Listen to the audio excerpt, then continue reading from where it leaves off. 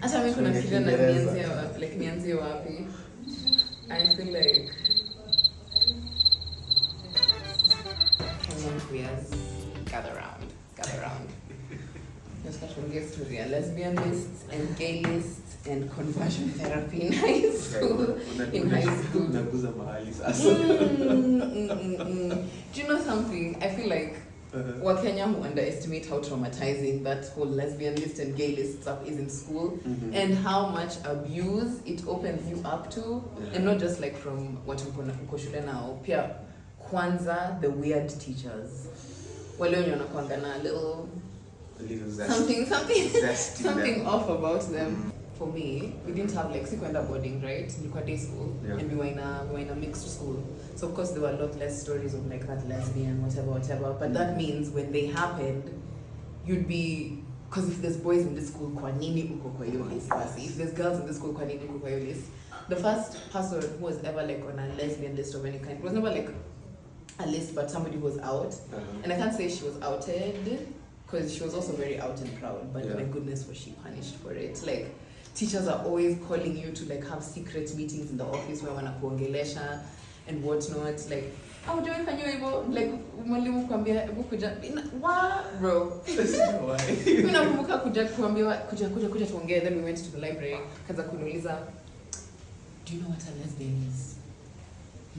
Do you know they're bad people? I'm like, okay, this is a lot for me. Like, I just learned the word lesbian like 2 seconds ago. I was what? They're bad for bro, you. Imagine. And I think that's one of the more tame ones. Because some of my friends, like, shule zao, walikuanga, ukikuwa kwa lesbian list or something, wataita like depa or something, alafu wamwambie, atakuja wambie, nionyeshe nilikuwa mnafanyana.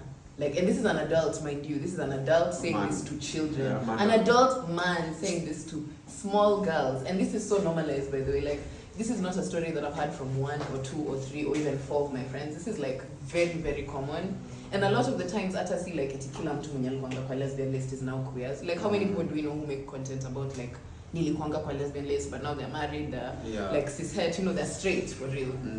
However, if I feel like in Kenyan schools, come to and approve like anafikiria wewe ni shoga or like anything or like that, they can enforce whatever violence they want on you. Na shuleta, turn a blind eye. I don't know if that was your experience as well.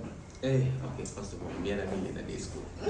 Mixed day school. To speak on speculation. In Nairobi. So for me, nakumbuka, one of the first things was sikuwa nitakwenda boarding. Because me najua hiyo list ningekuwa hapo number 1. Ningekuwa like hata kabla you do anything. Yes, there was also a kila you walk in there like and then do choking. And after the fact that tumesema ati when that happened, alafu napata deputy anaitwa anasema ati mfanye vile kwa fire, ndio naanza kufikiria in terms of also like how sexualized lesbians have been through the male lens. Najua wanaume kuanga like kumkambia hata mimi in high school, there's a group of friends that I had at the time, which was just the classmates.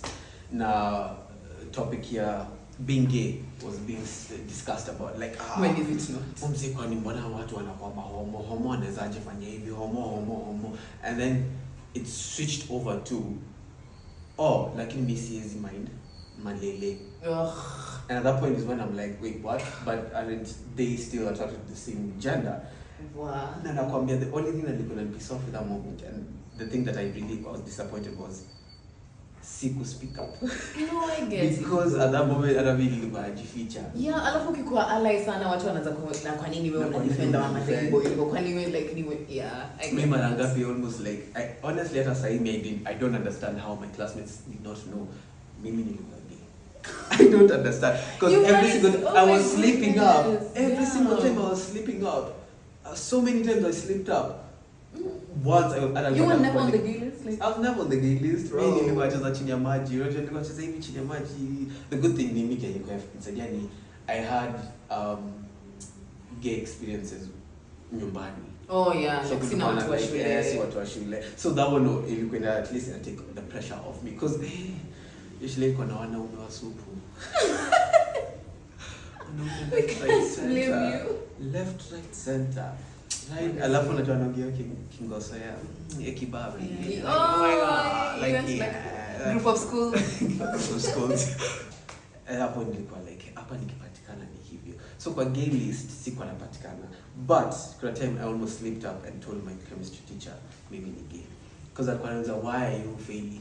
Why are you failing? Me I'm over there niko like yo me niko na fight homophobia Joe like mimi niko na mwanaume nyumbani ana distress. Like my friend ameniacha. Unataka nisome about chemistry na yetu disappear. Exactly. Ati hapa mambo ilikuwa titration nini me bro. Then the thing I'm thinking about is how am I going to satisfy this man? Oh my god. So real. Nakwambia nilikuwa math class. I'm there, you're fighting homophobia because all this teacher is asking you all these questions and being weird about you being a lesbian. Alafu Facebook mi na kadem kangu, custard kangu ka 16 tumepigana the whole day. I'm stressed sijakula tangu juzi bro. Like I'm going through a lot of problems. Honestly. But I really hate, like I feel like it really opened us up to a lot of like covert conversion practices. Yes. Like in Kenyan schools I feel like that's very normalized.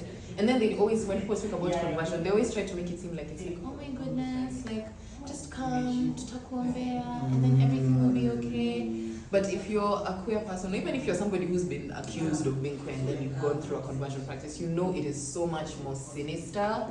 Like nakumbuka venye that 1 week, the 1 week yenye rafiki ilianbaniwa because of Cannes Festival. It was in 2019, 2020. I can't remember, but they unbanned it for like 1 week. It was shown in theaters. But I was like, this is the 1 week Neza watching movie it I watched. And I remember that part where I'm forgetting her name. This is so like I'm a fake Kenyan lesbian guy. Who is the director? The Mask, no, in the movie. Wow. Yes. Oh Yes. Why am I forgetting their name? That's their real name. Sam, if you see this, I'm so sorry. We forgot your character name. But anyways, the Mask, right? See, after they were exposed and everything, they were kawaitia those guys, whatever, and then Kena kapelekwa kuombewa. Nakumbuka when I was in the theater, watu walikuwa wanacheka, like the straight people around. This nini wako wanakemewa nini, and for them this is a humorous event, like wako wanacheka, they think this is so funny. That scene where wako wanakemewa, wako wanaombewa, like wako wanalia. Mind you, this is after amesha exposiwa, them and the girlfriend like they've been separated and they were physically assaulted during that. Then Nana akuja kuombewa sasa, and people were laughing like they think it's so funny because the guy had an accent nini. Me and my friends were tumeshikana hivi na kwambia tunalia, like literally sobbing bloody murder in that thing, because I feel like you don't realize how terrible and how scary conversion practices are until you're in that space yourself. When you realize like, damn, these people are willing to do anything to change me, and that means anything to change me. For me, because when I was in high school, when I was clearing high school, and your stories of our lives, okay. Oh my so god. Did you watch for the first time like a year ago? Same. Like a year ago when I watched it, Nicole, like, okay, I don't identify with it now, but then it will have been such a good piece of media that Niki relate now. Nakumbuka time nilikwenda through so many like mental breakdowns, like whatever najua I was going through nilikwenda through a lot. I went through what do you call this thing, a manic episode where I killed myself off. Oh my goodness. Yes, I killed myself off. Like Madendo ceased to exist. Yeah, Madendo ceased to exist. And people around me wakachukulia serious to the point when nikaanza kupiga masimu. Yo, are you okay? Are you okay? Nini niko like why are you asking me this? Ebu angalia nini yako. Nikiingia hivi niko like God, nimefanya nini? Now I have to start, you know, damage control. Because niko like, yo, niko sawa, niko nini, account yangu imehakiwa. Because at that time nilikuwa struggle. And the struggle was that hata mimi nilikuwa nafanya the internalized homophobia where nilikuwa nafanya conversion therapy. Like ndani yako. Tulikuwa in situations in our journeys where sisi tunataka kujirekebisha. Na kujirekebisha tunachiput in harmful situations where si wenyewe tunafanya the conversion therapy willingly because tumefunzwa through such a negative lens that we are not okay. And that is why it's always very important to have friends and family who will protect you from yourself heavy on from yourself. From and from themselves. themselves. And from themselves, that's true. Juu mimi niliingia hapo deep into it. Hakuna mtu alikuwa kunitoa. Mimi nilikuwa tunajua nenda church, naimba, I pray nasema Mungu, yes, I'm no longer gay. Kidogo grinder. Pap. Notification takataongeze hapa. Nimeenda familia only for 2 days or shilo kijana ameenda happy. Exactly. That's the same thing. So like nilikuwa na fight myself without realizing that hakuna kitu ningefanya that could actually change my situation. Who you are. Yeah, like it happens like because of the way our high schools are set up and when society is set up. From the second you realize there's something different about you, already unajua like maisha itakuwa ngumu ama already, you know, because like, you know, some of the tukia kids when you hamtawai like be able to feature, you know, like to start and femboys, like some of you like from 5 years old, somebody would look at you and profile you and then punish you for something that you don't even have the language. That's how you don't know what gay is, how do you nani, like, but you've already been punished for it. And I think it sets us up to accept abuse in conversion practices because already you're used to such like vitriol, like watu wamekujamia, like wamejam kitu ya kwanza na umejam tu sana. So I feel like because wamesha violate in that way, they'll introduce these things sasa wanasema wewe kuja tukuombea alafu tutaacha kukufanyia hivyo. That's what conversion therapy say. Like mtu akichange behavior, like it's not even a change identity.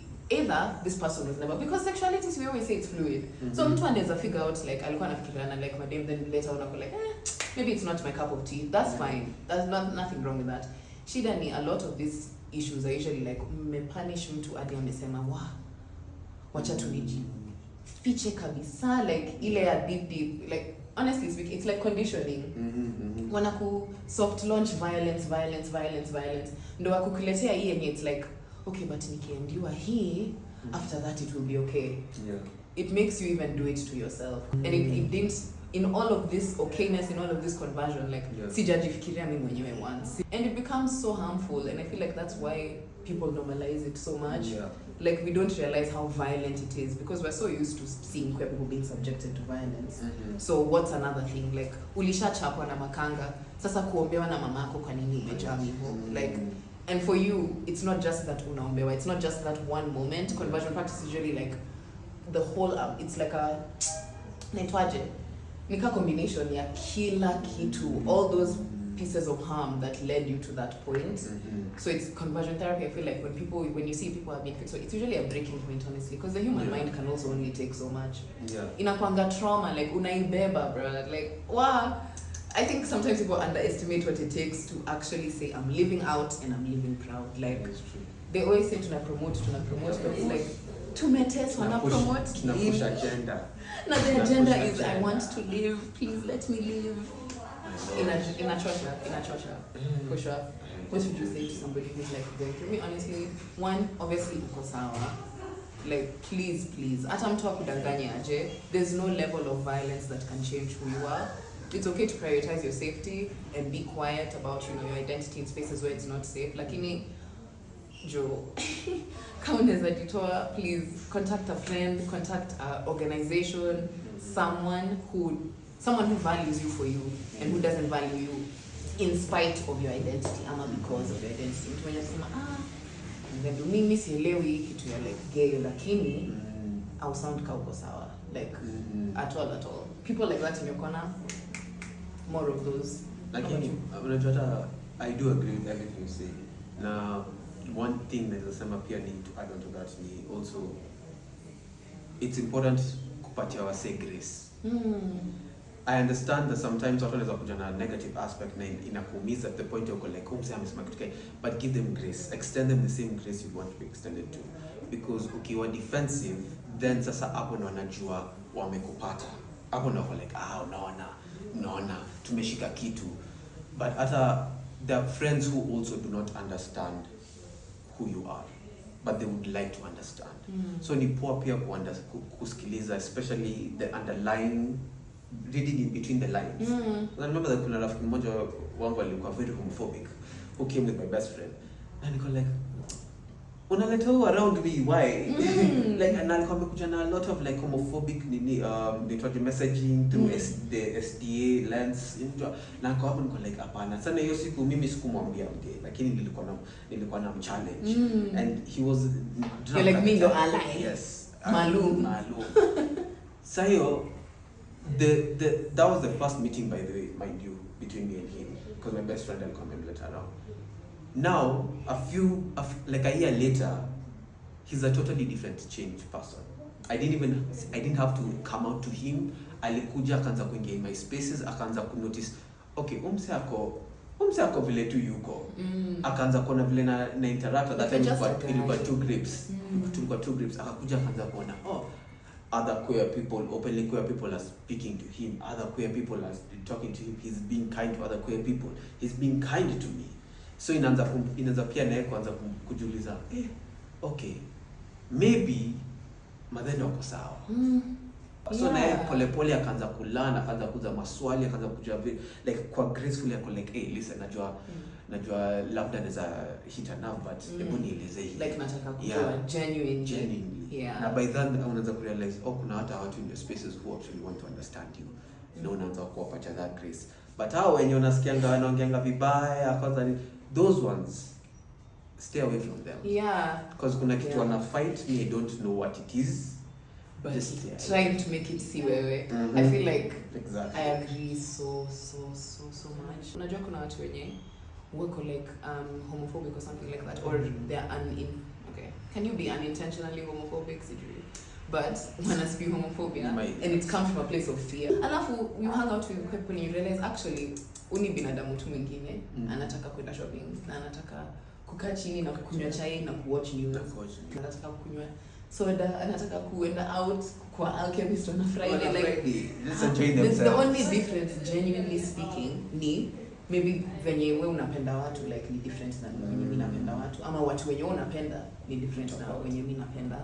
But kama ni mtu mwenye ameshajam na ameshakuthreaten na violence, it is always okay to remove yourself. Like usipe mtu grace alafu akugrace hadi akumalize. Yeah. Know your limits. Jua mali boundary. Anakuangalia na anasema, you know what? Kwa sawa tu wenye uko. That's what you need. Kwa sawa tu wenye uko. Let me say it again. Kwa sawa. Vile hivyo. It's a little. Wait, nakwambia. It's giving to me pika your shit. Like, lovely.